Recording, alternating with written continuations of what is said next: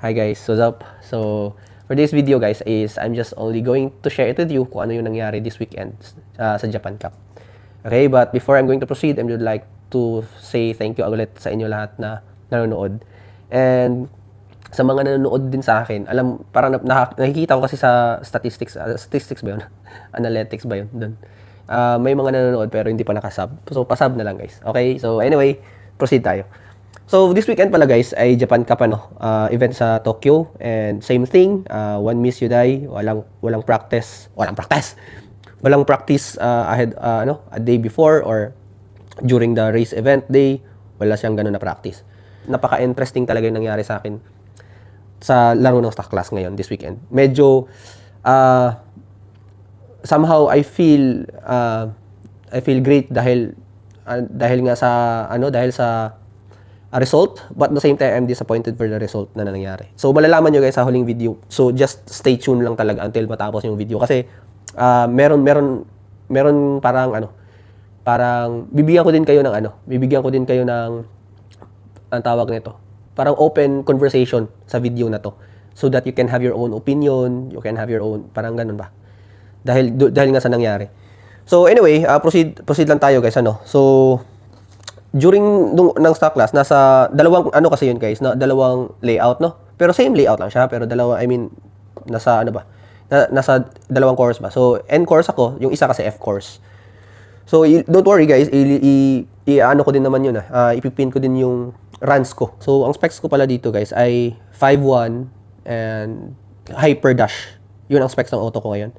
していきたいと思いますけども、ではね、レースいきましょう。スイッチオン。3コースからはこれはいいですね。エンペラが出走、先頭はどうだ、1台のマシン、ブルーボディがリタイア。まずはこれは何でしょうかね、5コースのマシン。しかしここで1台、俺はエンペラーがトップを奪っていきましたよ。現在のトップはエンペラー、後ろが5コース、4コース、そして2コースの順番。逃げるかエンペラー。俺は3コースのマシンから4周目に突入、後ろから5コースのマシンがじりじりと迫ってくるのか。ホップ&スタンピードでここでエンペラーがリタイア。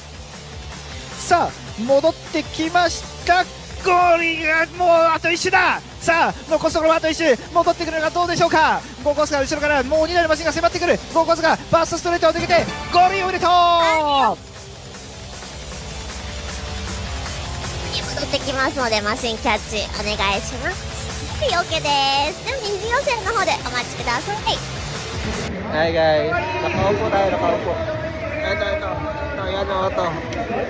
Pero under guys, ang bagal eh.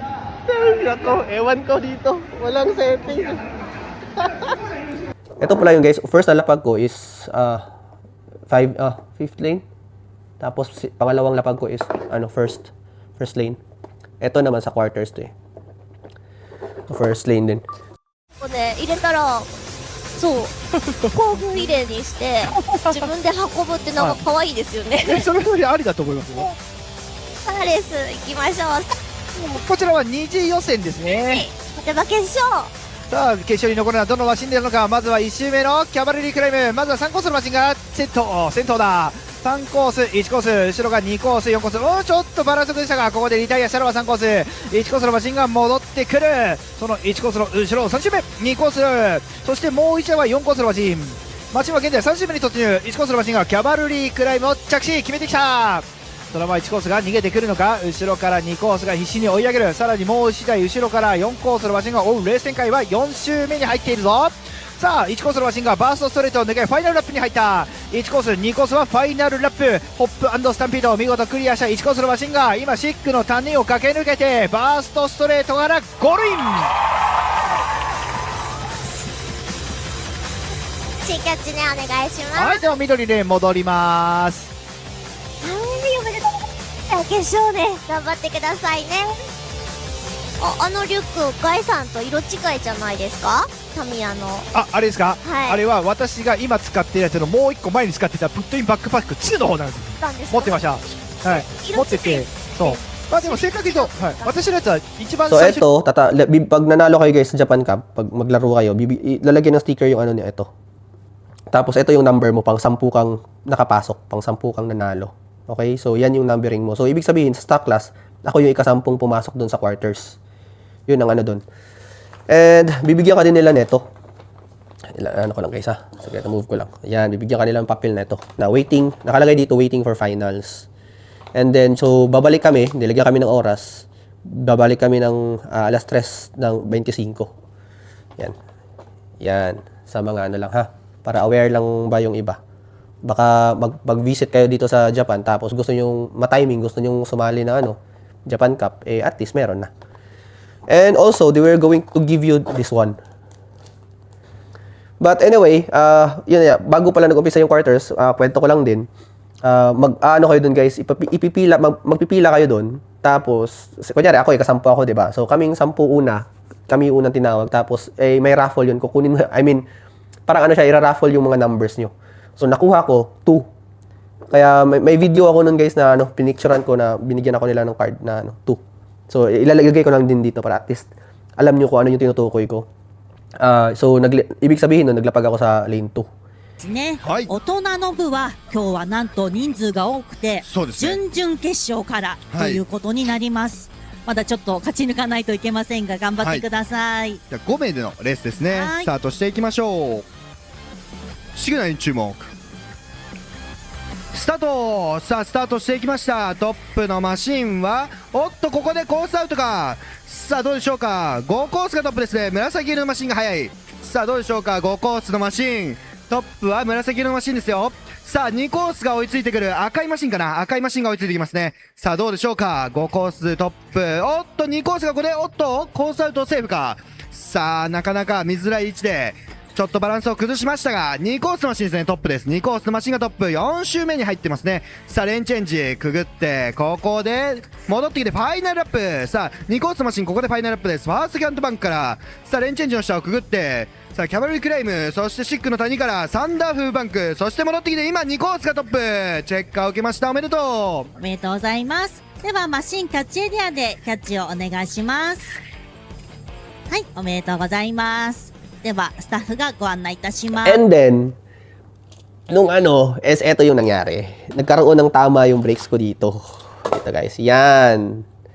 Pagkatapos ng quarters. Kaso lang guys, ay hindi ako makapalit ng brakes. Yun ang nangyari. So ito, ano ko na lang, yung brakes na ginawa ko. Ha? Ito yung settings ko ha. So hindi ako makapalit ng makapalit ng brakes. Kasi wala kaming time na pwedeng ilaan kasi nga naka-impound yung auto namin. Tapos nung tinawag na kami, dire-diretso na. Meron sana ako naka-prepare. Ito yung naka-prepare ko na brakes. Kukunin ko lang to eh. Pag kinuha ko to, tapos tatanggalin ko to, ilalagay ko na lang eh. So nung pagbitaw guys, nung semis ay eto guys kayo nang bahalang humusga guys kung dapat bang mag-continue yung run or hindi. But before kayo pakinggan nyo lang muna yung explanation ko, ha? So what happened guys is nung semis, nung paglapag ko, ganda sana, nauna yung auto ko. Pagkatapos guys, ay pagdaan niya sa first lane, unang ikot talaga dun sa first lane sa Stampede. Nag-flip, most likely, ito yung dahilan eh. Ito yung dahilan. Nag-flip yung auto ko dun guys. Pagka-flip niya guys, nagganyan siya sa racetrack, nakaganyan pa rin. So, papunta doon, di ba? Papunta forward, di ba? So, nakaganyan siya. Ngayon, yung isang niya, eto, nakaganyan sa, kunyari, ito yung parang nakaganyan siya sa panels. Pero, yan, guys. Ngayon, guys, dyan sa banda, guys, curve na yan, paliko na yan. Pero, hindi siya naka-full stop yung auto, guys. Tumilapon, tapos, parang nag-skid ba, guys? Nakaganyan siya, skid.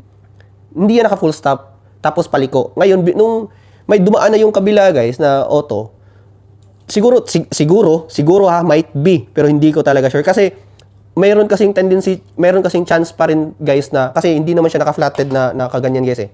Yung auto kasi guys nakaganyan, slanting. So ibig sabihin, yung rollers ko dito, yan. Tumatama yan dun sa panel. Tapos paliko kasi naka-slant kasi siya, paliko, nakaganyan. Tapos pag ganyan, 'di ba?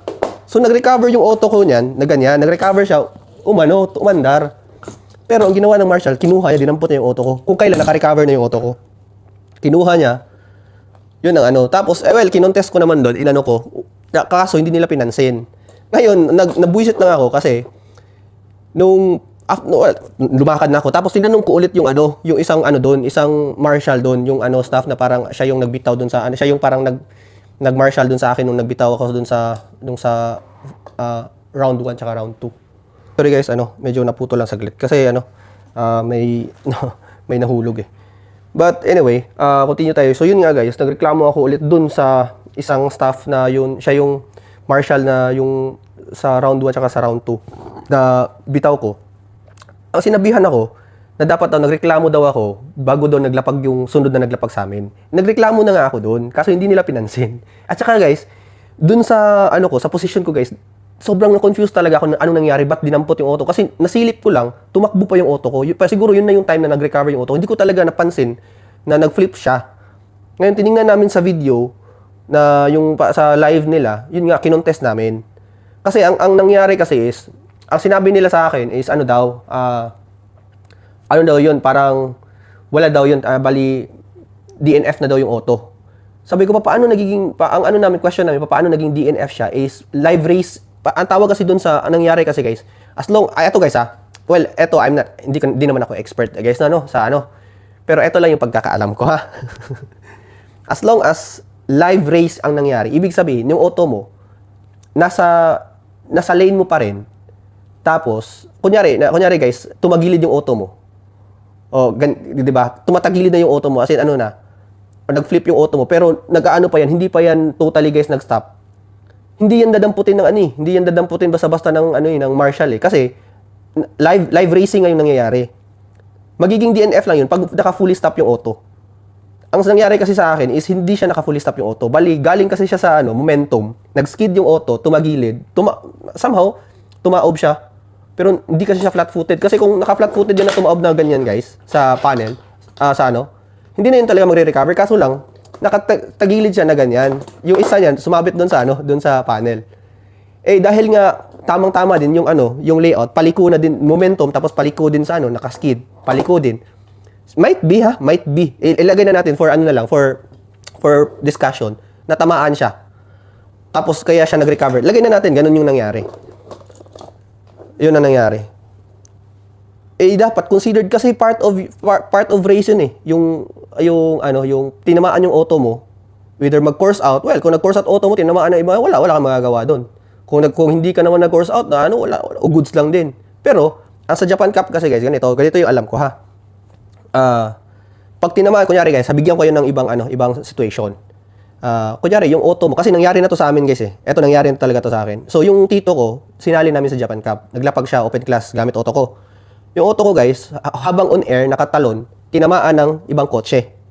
Tapos na course out. Ngayon, kinontest namin doon. Kaso lang, yung tito kasi nagsabi siya, huli na. Kaya doon namin nalaman na kailangan pala, pag i-contest mo, dapat on the spot nung i-contest mo siya. Kaya nga, ang ginawa ko din, nag-contest ako doon sa on the spot sa nangyari. Kaso nga lang, hindi ako pinansin ng marshal nung that time. Yung kay tito ko naman yung nangyari, huli na siya na. Kasi sinabihan kami. Pero sinabihan kami doon na kung kinontes ni tito daw yung ganun na situation na nangyari, na tamaan yung auto ko, natamaan yung auto ko nga, doon sa race, makakapag-re-race pa siya. Good pa rin yun. Magiging good lang yun. Ipapa-race siya doon. So, ibig sabihin sa akin, guys, dahil tinamaan siya yung kalaban, tapos gumagalaw pa, nag-recover doon sa considered as magiging good yun. Dapat. Yun ang magiging, different situation siya, pero somehow, yung concept ba nung sinabi ko sa inyo, somehow pareho. Yung ganun. Meron din guys, ilagay na natin kaysa, natamaan yung auto mo during sa race, natamaan yung auto mo ng kalaban. Tapos, pero hindi siya nag-course out. Nakatapos yung auto mo, pero na-underspeed yung auto mo. Ngayon, pwede mo bang gawing dahilan yun sa Japan Cup na sabihin mo natamaan yung, which is obvious na natamaan na yung auto mo ha. Pero sasabihin mo ngayon sa marshal, natamaan yung auto ko. Ano mangyayari doon? Sasabihin nila ng marshal ng Japan Cup na pwede kang magre-race. Tawag nito? Available, hindi available ang term doon eh. Basta, yun, may ka doon. Eligible ka to re-race dahil nga doon sa nangyari. So actually, sa akin, yun nga, ang kaso lang ginawa ng marshal is dinampot niya. Yun ang doon. Well, hindi kasi siya, sa rules ng Tamiya, may nakalagay sila doon na once, ang tawag nito parang, once nag-flip yung auto mo, considered as DNF na daw, parang ganun ata, yung ano. Pero, ang pagkakaintindi ko kasi doon, hindi lang naman ako, pati din sa ibang racer na naanuhan ko, nakilala ko, ang pagkakaintindi nila, pag once naka-fully stop yung auto mo, kunyari, tumalon yung auto mo, naka-fully stop yung auto mo na ganyan, yan, considered na talaga yan as wala na. Kaso, as long as naka-live racing kasi, ang pagkakaintindi kasi namin sa live racing is yun nga, as long as moving yung auto mo sa lane niya, mismong sa lane niya lang, hindi lang siya pumunta doon sa ibang lane, goods pa rin, magiging goods pa rin, kasi hintayin mo titingnan mo muna kung magre-recover yung auto or hindi magre-recover yung auto eh.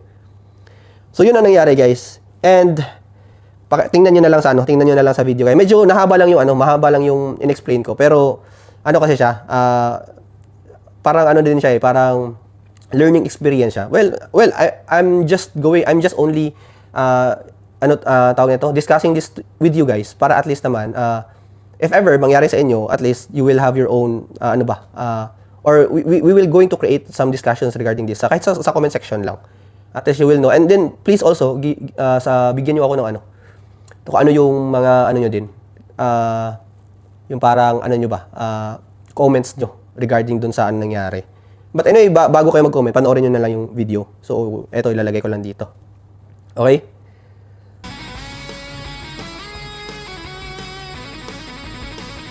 さあ、それではお待たせいたしました。大人の部、今度は準決勝です。はい、それではスイッチオン、シグナルに注目、スタート。さあスタートしました。1コース2コースともにマッハフレームのボディですね。さあ2コース